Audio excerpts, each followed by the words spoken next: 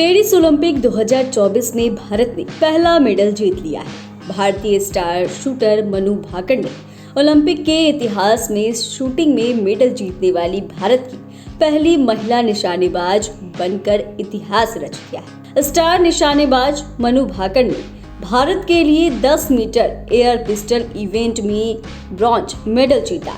22 साल की मनु भाकर शूटिंग में भारत के लिए ओलंपिक मेडल जीतने वाली पहली महिला एथलीट बनी है। उनके 221.7 पॉइंट थे। इसी के साथ अब भारत ने पेरिस ओलंपिक में अपने मेडल का खाता खोल लिया है। अब कई लोगों के मन में यह सवाल उठ रहा है कि आखिर कौन है मनु भाकर।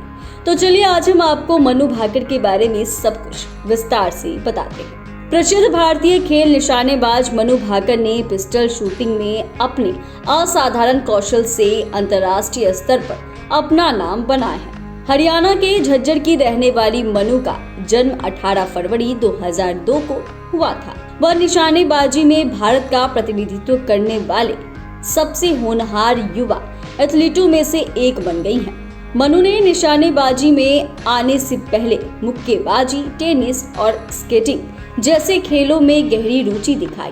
उनका इंटरनेशनल डेब्यू 2017 में हुआ। ऐसे में उन्होंने अपने प्रभावशाली प्रदर्शन के साथ जल्द ही अपनी पहचान बना ली है।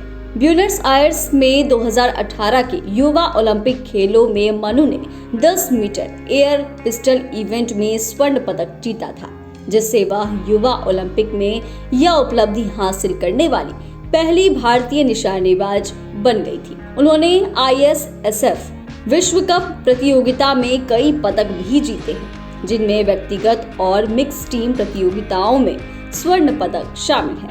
मनु का पहला स्वर्ण पदक 16 साल की उम्र में आया, जब उन्होंने ग्वाडलजारा में 2018 ISSF विश्व कप में 10 मीटर एयर पिस्टल स्पर्धा में जीत हासिल की। ऑस्ट्रेलिया के गोल्ड कोस्ट में 2018 के राष्ट्रमंडल खेलों में उनकी सफलता जारी रही, जहां उन्होंने उसी प्रतियोगिता में गोल्ड मेडल हासिल किया।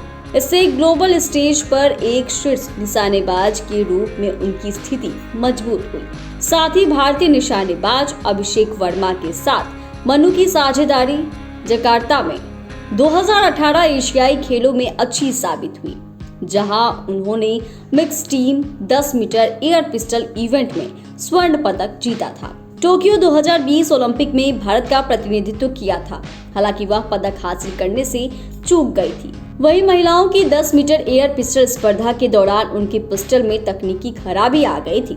टोक्यो ओलंपिक में मनु भाकर से बहुत उम्मीदें थी, भले ही यह उनका पहला ओलंपिक था। हालांकि उनका डेब्यू योजना के अनुसार नहीं हुआ। इवेंट के दौरान उनकी बंदूक में खराबी आ गई, जिससे वह व्याकुल हो गई। मनु भाकर साल 2020 में टोक्यो ओलंपिक में मेडल जीतने में नाकाम रहने के बाद निशानेबाजी रेंज से रोते हुए बाहर निकली थी। एक रिपोर्ट के अनुसार मनु भाकर के माता-पिता रामकिशन और सुमेधा ने उनके कठिन समय के दौरान उनके साथ गीता के श्लोकों का पाठ किया।